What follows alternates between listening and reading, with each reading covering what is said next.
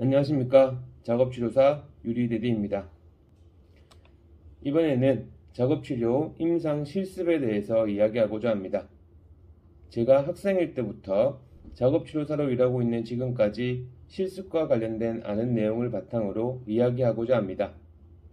저는 줄곧 한 병원에서만 일을 하고 있기 때문에 우물 안의 개구리일 수도 있습니다.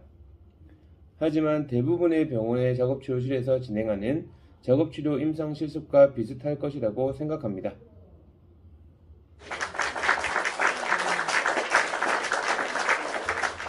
작업치료 임상 실습의 목적은 실습생이 작업치료사의 주 업무인 작업치료에 대해서 직접 눈으로 보고 배우는 것입니다.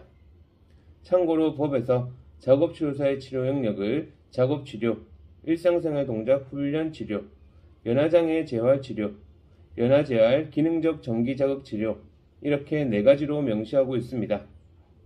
여튼 작업치료 임상 실습은 실습생이 작업치료사가 되기 전에 경험하지 못하는 것을 경험하는 것입니다. 3년제 대학의 작업치료과 경우에는 2학년 여름방학부터, 4년제 대학의 경우에는 3학년 여름방학부터 작업치료 임상 실습을 갑니다. 대학마다 다를 수 있지만 보통 그러하다고 볼 수 있습니다. 실습생은 종합병원, 재활병원, 아동센터 등 작업치료실이 있는 다양한 실습기관으로 작업치료 임상실습을 가게 됩니다. 실습생이 다니고 있는 대학의 작업치료과에서 정해주는 것입니다. 교수님이 지정해주기도 하고 실습생끼리 정하기도 합니다. 대학의 작업치료과에서 특정 실습기관과 협력을 이루고 있냐에 따라 작업치료 임상실습기간은 대학마다 다르다라고 볼 수 있습니다.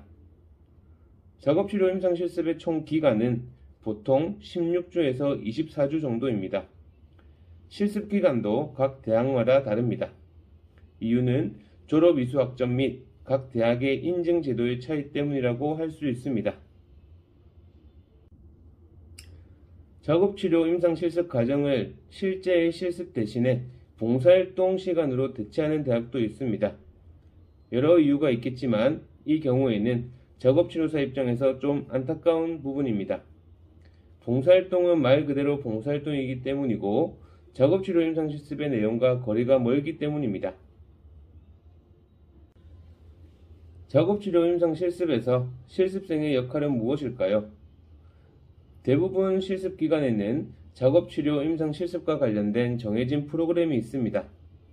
주차별 과제, 즉 질환, 치료도구 분석, 관심주제 요약하기, 환자 케이스 스터디, 영어 논문 요약하기 등이 있습니다. 특히 영어 논문을 요약하는 과제가 예전에는 많이 있었는데 지금은 좀 덜한 것 같습니다. 예전에는 국내에서 발표된 작업치료 관련 논문이 많이 없었지만 지금은 그러한 논문이 많기 때문이지 않을까 생각합니다. 논문이라 함은 작업치료의 최신 경량, 즉 유행을 알 수 있는 부분입니다. 그렇기 때문에 중요한 부분이라고 할 수 있습니다. 실습 프로그램 중 중요한 것 중 하나가 환자 케이스 스터디, 즉 솜노트입니다. 환자 케이스 스터디는 실습생이 직접 환자를 평가하고 평가 결과를 해석하며 치료 계획을 세우는 것입니다. 그래서 작업치료사와 실습생 모두가 중요하게 생각하는 부분입니다. 또는 해당 실습기간의 작업치료사가 실습생에게 강의를 해주기도 합니다.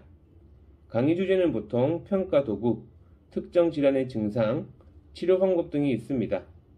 대학에서 배운 내용이긴 하지만 실제 작업치료 임상과 내용이 다른 부분이 있기 때문에 강의는 작업치료 임상에 초점을 맞추고 있습니다.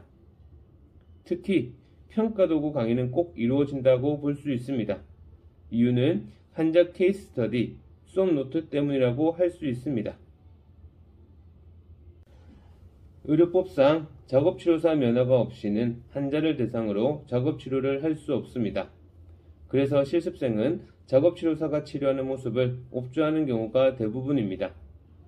실습생은 작업치료사가 치료하는 모습을 직접 눈으로 보면서 대학에서 배운 내용을 접목시킬 수 있습니다.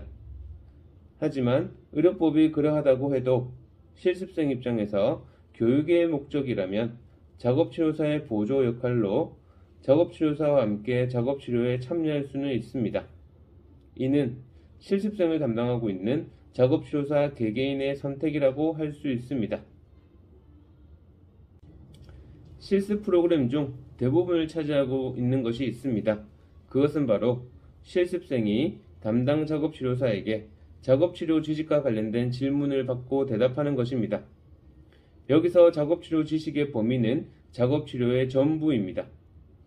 작업치료사의 질문에 실습생이 답하는 것, 이것이 작업치료 임상실습의 대부분을 이루고 있습니다. 담당 작업치료사가 누구냐에 따라 실습생이 배우는 내용은 달라질 수 있습니다. 같은 병원 작업치료실이라고 해도 말입니다. 예를 들면 작업치료사가 치료하고 있는 환자 중에 파킨슨이 있다면 학생에게 파킨슨과 관련된 질문을 할 것입니다. 작업치료사가 환자를 치료하는데 모호를 적용하고 있다면 학생에게 모호에 대해서 질문할 것입니다.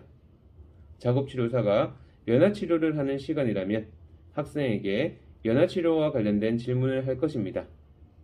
이처럼 실습생 입장에서는 어떤 질문을 받을지 예상할 수 없습니다. 저는 10년째 대학 강의를 나가고 있습니다. 강의를 가면 학생들이 실습과 관련해서 저에게 꼭 물어보는 것이 있습니다. 실습 가기 전에 어떤 공부를 하고 가면 좋은지 말입니다. 보통 저는 작업치료 임상 실습의 시스템에 대해서 설명해 주는 편입니다. 어떤 공부? 딱 이거라고 정해서 말하기 어렵습니다. 그래서 최대한 많이 알고 실습을 가라고 말하는 편입니다. 그리고 머릿속에 저장하기 힘들다면 자료를 최대한 많이, 최대한 간소하게 준비해서 실습을 가라고 합니다. 작업치료 임상 실습 참 어렵습니다. 실습생뿐 아니라 작업치료사도 해당되는 내용입니다. 작업치료사는 실습생에게 교육을 해야 하는 역할을 갖고 있기 때문입니다. 실습생들, 작업치료 임상 실습은 하나의 교육 과정입니다. 경험하지 않고는 알 수 없고 걱정한다 해서 해결되지 않기 때문에 걱정하지 말고 그냥 부딪힐 수밖에 없습니다. 그게 정답이라고 생각합니다. 이상 작업치료 임상 실습에 대해서 이야기해 보았습니다. 저의 개인적인 경험과 관련된 부분이라 제가 이야기한 내용이 전부가 아니라는 점 참고해 주시길 바랍니다. 시청해 주셔서 감사합니다.